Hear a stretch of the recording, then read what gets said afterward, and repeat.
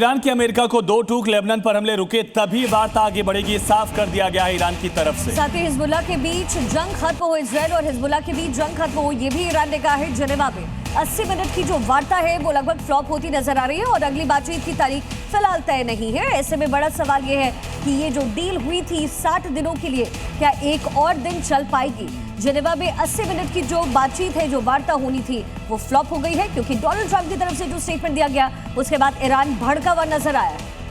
तो कतर की मध्यस्थता काम नहीं आई, शहबाज का बीच बचाव करने का प्रयास भी नाकाम रहा और अमेरिका की तरफ से दरअसल एक नसीहत वाला मामला सामने आया। ईरानी सेना की अमेरिका को नसीहत सामने आई। यूएस वाले अपने राष्ट्रपति को समझाओ, ईरान इजरायल के बीच में ना आए। ट्रंप इजरायल को एक दिन में घुटने पर ला देंगे, ये बड़ा दावा ईरान की तरफ से किया जा रहा है। डोनाल्ड ट्रंप की स्टेटमेंट के बाद जो खलबली है वो मची हुई है। दोनों देशों के बीच में वार्ता होनी थी, डील आगे बढ़ना था, लेकिन उससे पहले डोनाल्ड ट्रंप का स्टेटमेंट जिसने बैकफायर इस पूरे वार्ता में किया है।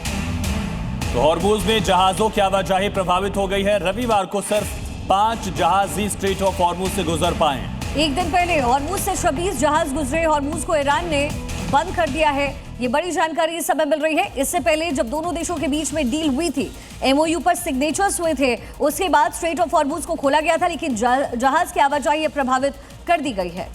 तो ट्रंप की धमकी की वजह से ईरान ने क्या डील रद्द कर दी? क्या ये धमकी ऐसा पहलू बन गया जिसकी वजह से दोनों पक्षों में एकता करार दिखी है? यूएस ईरान के बीच में 80 मिनट तक बातचीत हुई। वेंस का बयान, दोनों देश मिलकर के शांति के लिए काम करेंगे। ट्रंप पश्चिम एशिया की तस्वीर को बदल देना चाहते। जबकि दूसरी तरफ ट्रंप की वार्निंग सामने आई कि ईरान हिजबुल्लाह को तुरंत रोके, प्रॉक्सीज को रोके। पिछले हफ्ते से ज्यादा सख्त एक्शन होगा, पिछले हमले से ज्यादा हम बड़ी कार्रवाई करेंगे, ये भी उन्होंने धमकी दी। साथ ही ट्रंप की वार्निंग से ईरानी टीम नाराज हुई है, ये दावा किया जा रहा है। ईरानी टीम ने यूएस के साथ बातचीत बंद की। बातचीत के बाद हाथ मिलाने और ज्वाइंट फोटो सेशन की योजना थी, लेकिन फोटो सेशन से गालिबाफ की टीम की तरफ से इनकार कर दिया गया। तो जो प्रॉक्सी ग्रुप है उसको खत्म करने की बात डोनाल्ड ट्रंप ने कही, लेकिन अपने जो स्टेटमेंट्स है वो डोनाल्ड ट्रंप बदलते हुए नजर आ रहे हैं। डोनाल्ड ट्रंप की धमकी से भड़का ईरान, बातचीत छोड़ करके निकले ईरानी अधिकारी। अमेरिका ईरान में शांति वार्ता फ्लॉप हो गई है। वेंस के साथ फोटो सेशन से ईरानी डेलीगेशन ने साफ इनकार कर दिया है। अमेरिकी अधिकारी बोले कि दावा गलत है, ये बड़ी जानकारी इस समय मिल रही है। दोनों देशों के बीच में ये संयुक्त वार्ता होनी थी, लेकिन ट्रंप की धमकी से ईरान भड़क गया है और बातचीत छोड़ करके ही ईरानी अधिकारी वहां से निकल गए। अमेरिका और ईरान में जो शांति वार्ता है वो फ्लॉप होती हुई नजर आ रही है।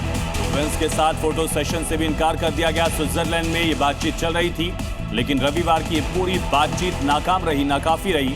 और इसके बाद ये तस्वीरें आप देख रहे हैं, 4 देश एक टेबल पर बैठने की कोशिश कर रहे थे स्विट्जरलैंड में, लेकिन कोशिश नाकाम।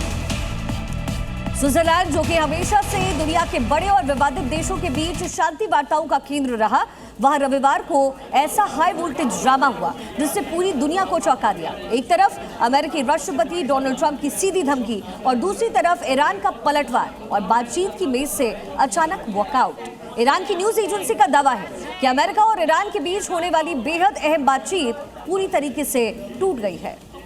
ईरानी डेलीगेशन अमेरिकी उपराष्ट्रपति जेडी वेंस के साथ फोटो खिंचाए बिना ही वेन्यू से बाहर निकल गया, लेकिन कहानी में ट्विस्ट तब आया जब अमेरिकी अधिकारियों ने इस पूरे दावे को खारिज करते हुए इसे गलत करार दे दिया।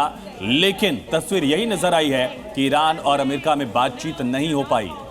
वही ईरान को ट्रंप की धमकी, ईरान तुरंत लेबनान को रोके, ये डोनाल्ड ट्रंप की तरफ से धमकाया गया। अगर ऐसा नहीं हुआ तो फिर से हमला करेंगे। पहले से भी जोरदार ये हमला होने जा रहा है, ये डोनाल्ड ट्रंप की तरफ से कहा गया, जिसके बाद ईरानी अधिकारी भड़के हुए नजर आए और डील को वहीं पर छोड़कर रवाना हो गए।